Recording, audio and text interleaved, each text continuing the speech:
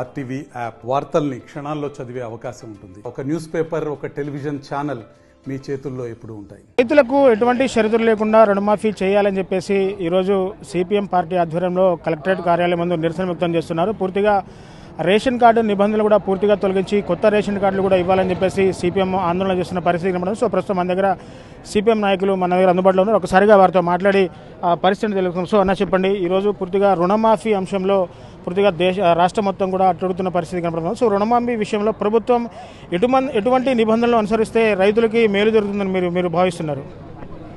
తెలంగాణ ప్రభుత్వం అధికారంలోకి వచ్చిన మొదటి 2 రోజుల్లో 42 లక్షల మంది ఉన్నారు.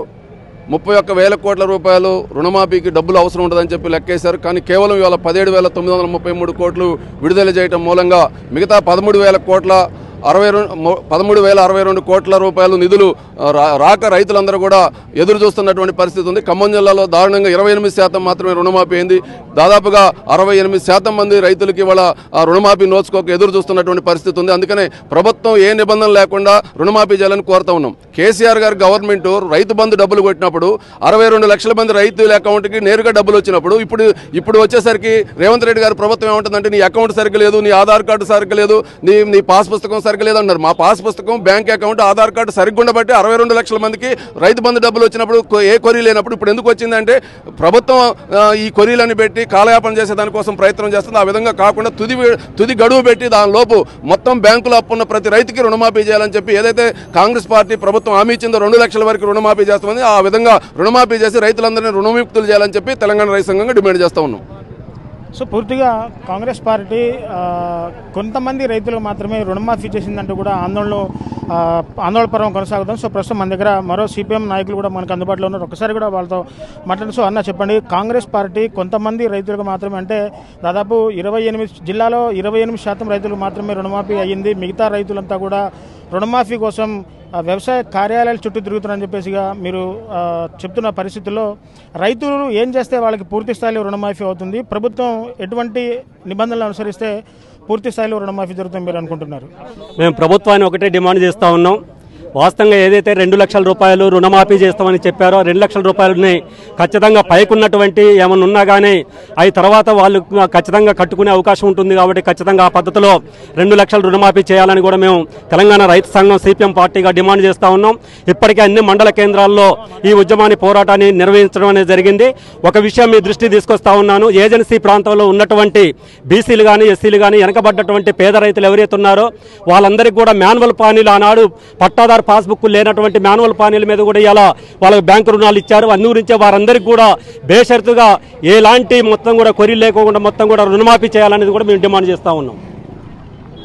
సో అన్న చెప్పండి, పూర్తిగా 30% రైతులకు మాత్రమే రుణమాఫీ అయింది. కొంత సాంకేతిక సమస్యలు ఉన్నాయని చెప్పేసి కూడా ప్రభుత్వం చెప్తా ఉంది. సో దీని మీద రైతు సంఘం నాయకులుగా మీరేం చెప్తారు?